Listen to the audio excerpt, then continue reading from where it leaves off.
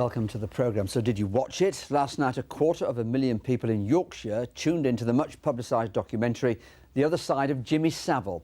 It featured 5 separate women claiming Sir Jimmy sexually abused them when they were girls in the 1970s. Here in Yorkshire, Look North has learnt at least 2 more women have now come forward to say they were assaulted. 4 police forces have received complaints. In a moment, we'll investigate what can happen next legally. But first, reaction to last night's documentary. Here's Phil Bodmer. For 60 years, he was the flamboyant star of radio and television, famed for his tireless fundraising and eccentricity. But last night, a damning TV documentary claimed Sir Jimmy Savile was a sexual predator who preyed on young people. At the time, I wore a bra that was underwired, and by the time I'd finished spending some time with him, the wire from my bra had come up over the top of my breasts. I do remember that I sat on his lap, and then the next thing, I felt this hand sort of go up my jumper and sort of on my breast like this. Today, more police forces said they'd received complaints against the presenter, and a rape crisis centre in Scarborough said an alleged victim came forward several years ago, claiming sexual assault by Savile when she was 14. She was just sat on the train and he came and sat beside her. She thought he'd came out of the first-class carriage, came and sat beside her, was chatting away and was groping her leg. She got up, got off the train and never said anything about it to anybody ever. Meanwhile, a commemorative plaque bearing the broadcaster's name was removed after it was defaced with graffiti. Today in Scarborough, this was a typical reaction to the allegations. The abuse of children is just awful. It really is the greatest sin some people can do. There'll be a lot of people who are judging him before the evidence is kind of put forward. And, I mean, in some ways it's wrong. I mean, this would be, what, you're innocent until proven guilty.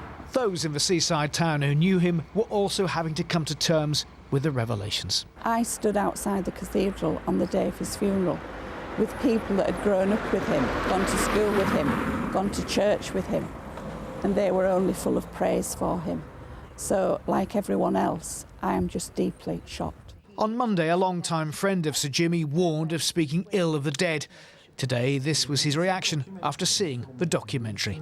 I think it's very brave of the girls to come out and say what they've said, particularly the ones that face the camera. I have no reason to disbelieve what they're saying, but I think I might have been more comfortable if it had been a proper police inquiry. Viewers have now had the chance to make up their own minds, but despite last night's revelations, there are still many questions to be answered. Phil Bodmer, BBC Look North, Leeds. So will the allegations revealed in last night's documentary have implications for his good causes? In all, Jimmy Savile left £5 million to charity. A generous sum was left to build a specialist heart research institute at Leeds General Infirmary. He gave £300,000 to Leeds University, and that would fund medical research by undergraduates. And £1.6 million was left to the Spinal Injuries Unit at Stoke Mandeville. So what will happen now to that legacy?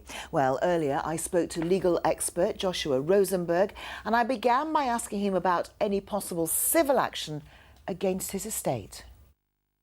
I don't see how anybody could bring a civil claim. Obviously, women who say they've been assaulted by him many years ago might think of trying to bring a claim, but all personal injury claims have to be brought within 3 years. That's the limitation period that the law imposes. The maximum period is 6 years in other cases. You've really got to move rather quickly, and these claims are decades old.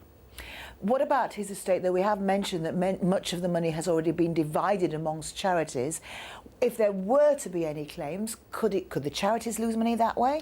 Well, I don't think so. I think that the only way in which the charities might lose money is if they are closely associated with Jimmy Savile, if they still have his name on them, and people are going to be less likely to give money to charities associated with Jimmy Savile in future. But I don't think there's any risk that they are going to have to pay any money to any victims.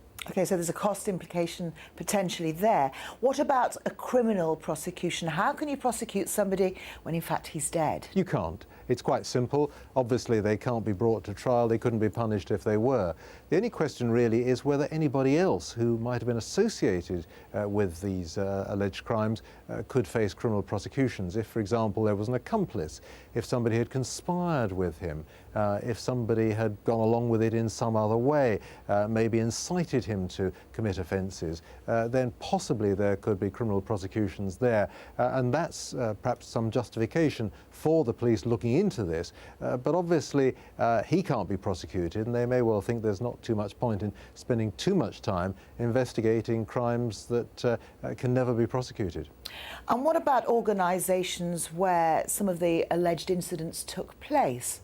Such as the BBC, for example, where, of course, he used dressing rooms, television centre and other BBC buildings before appearing and after appearing on television programmes. Well, again, unless you can show that the BBC was directly involved in that, I don't think the BBC is at risk of a criminal prosecution.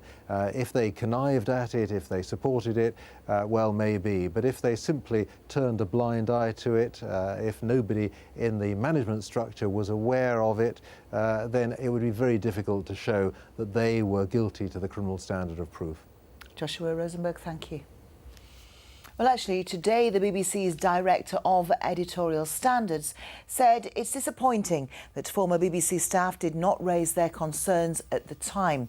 As we've heard in the programme, 5 women claimed that they'd been indecently assaulted by Jimmy Savile. David Jordan said it was regrettable, but no one had spoken out earlier. I think everybody in the BBC today is horrified that this might have happened in Television Centre and in other buildings owned by the BBC, if that was the case. And we're doing our best to make sure that we find out exactly what went on, to help the police to find out exactly what went on, and to make sure that the evidence for this is put into the public domain and this matter is cleared up once and for all.